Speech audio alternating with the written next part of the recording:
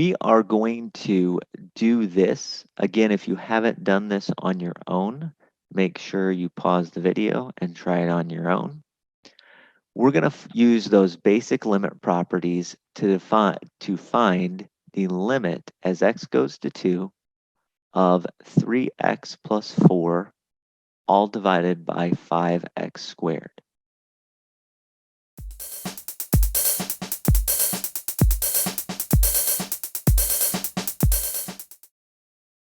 First off, what I would do is I would say, well, I know that the limit of two functions divided by each other is the same thing as the limit of the one function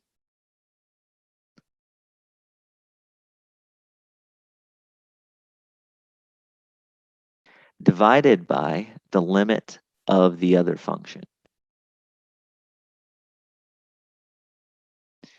Now, we do have to make sure that the numerator of the inside function stays on the top. The denominator of this inside function goes in the denominator.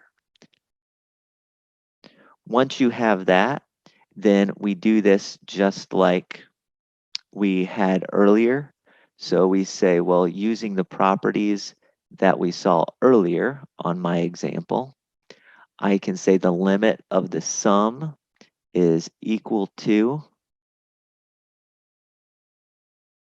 the sum of the two limits. So I can take 3x, take the limit of that, and then take the limit of 4. I can also pull out the coefficient of 3 on the outside of that first limit in the numerator. And in the denominator,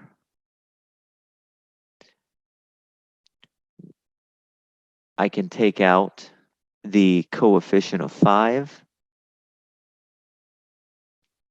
And also, once I've done that, then I can say the limit of x squared is just like the limit of x quantity squared.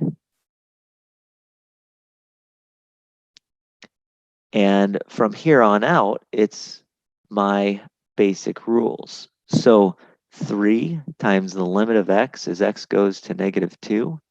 Well, 3 times the limit of x as x goes to -2 is 3 times -2.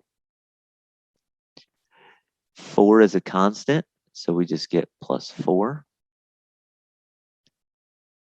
And then in the denominator, we get 5 times the limit of x as x goes to -2. Limit of x as x goes to -2 is -2. And that quantity is going to be squared. So that's what we get. 3 times -2 plus 4 in the numerator. So that becomes a -6 plus 4 in the numerator, which is -2. And in the denominator, 5 times -2 squared becomes 5 times 4. 5 times 4 is 20. So you get -2 divided by 20.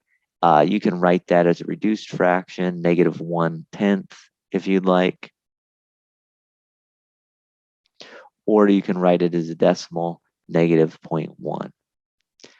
Right? There's different ways to write it, but the main part is understanding how to get there, how to get to the -2 over 20. So we can do that with basic limit properties in order to figure some things out.